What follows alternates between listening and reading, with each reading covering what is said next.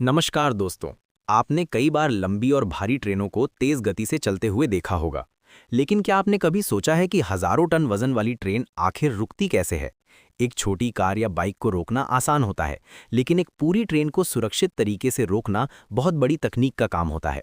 इसी काम के लिए रेलवे में इस्तेमाल होता है एयर ब्रेक सिस्टम। आज की इस वीडियो में हम विस्तार से समझेंगे कि ट्रेन का एयर ब्रेक सिस्टम क्या होता है, ये कैसे काम करता है, इसके मुख्य पार्ट कौन-कौन से होते हैं और इसे इतना सुरक्षित क्यों माना जाता है। सबसे पहले समझते हैं कि एयर ब्रेक सिस्टम क्या होता है। एयर ब्रेक सिस्टम एक ऐसा ब्रेकिंग सिस्टम है जिसमें हवा के दबाव यानी एयर प्रेशर का इस्तेमाल करके ट्रेन के पहियों पर ब्रेक लगाए जाते हैं। इस सिस्टम की सबसे बड़ी खासियत यह है कि ये पूरी ट्रेन के सभी डिब्बों में एक साथ काम करता है, यानी जब ड्राइवर ब्रेक लगाता है तो पूरी ट्रेन में एक साथ ब्रेक लगते हैं। अब बात करते हैं इस सिस्टम के सबसे महत्वपूर्ण हिस्से की, जो है एयर कंप्रेसर। ट्रेन के इंजन यानी लोकोमोटिव में एक शक्तिशाली एयर कंप्रेसर लगा होता है।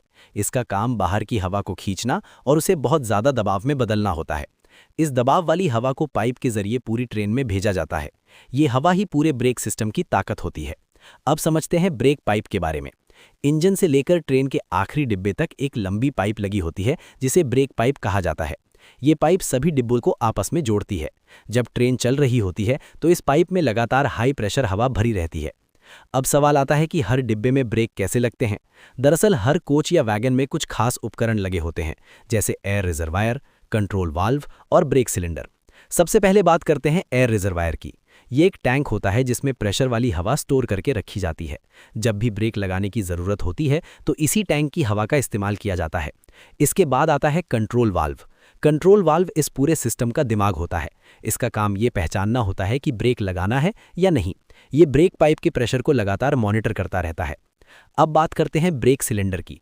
ब्रेक सिलेंडर के अंदर एक पिस्टन लगा होता है। जब हवा इस सिलेंडर में प्रवेश करती है तो पिस्टन आगे की ओर धक्का देता है। इस पिस्टन से जुड़े हुए ब्रेक शू या ब्रेक पैड ट्रेन के पहियों पर दब जाते हैं और पहियों पर घर्षण पैदा होता है। इसी घर्षण की वजह से ट्रेन की गति कम होने लगती है और आखिरकार रुक जाती है। अब समझते हैं इस सिस्टम की सबसे बड़ी खासियत, जिसे फेल सेफ सिस्टम कहा जाता है। मान लीजिए कि किसी कारण से ट्रेन की ब्रेक पाइप टूट जाए या कहीं से हवा का प्रेशर अचानक खत्म हो जाए। ऐसी स्थिति में क्या ट्रेन बिना ब्रेक के भागती रहेगी? नहीं। जैसे ही पाइप टूटती है, ब्रेक पाइप का प्रेशर तुरंत गिर जाता है। प्रेशर गिरते ही कंट्रोल वाल्व इसे ब्रेक लगाने का संकेत मानता है और तुरंत ब्रेक सिलेंडर में हवा भेज देता है। इससे ट्रेन के ब्रेक अपने आप लग जाते हैं और ट्रेन रुक जाती है। इसी वजह से एयर ब्रेक सिस्टम को बहुत सुरक्षित माना जाता है। इसके अलावा ट्रेन में इमरजेंसी ब्रेक भी होते हैं।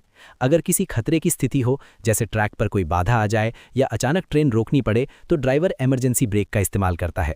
इसमें ब्रेक पाइप का प्रेशर बहुत तेजी से कम किया जाता है, जिससे पूरी ट्रेन में तुरंत और ज़्यादा ताकत से ब्रेक लग जाते हैं। कुछ आधुनिक ट्रेनों में डायनामिक ब्रेक भी लगाए जाते हैं।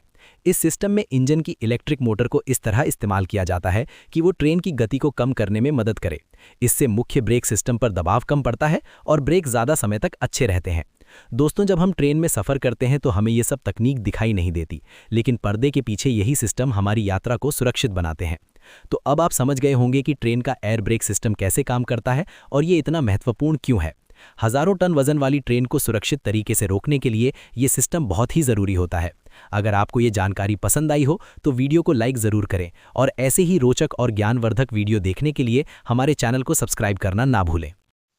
अगर जो है दोस्तों आपको ये वीडियो अच्छी लगी हो तो लाइक, शेयर एंड सब्सक्राइब जरूर से कीजिएगा ताकि आपको नेक्स्ट वीडियो आपके पास पहुंच सके।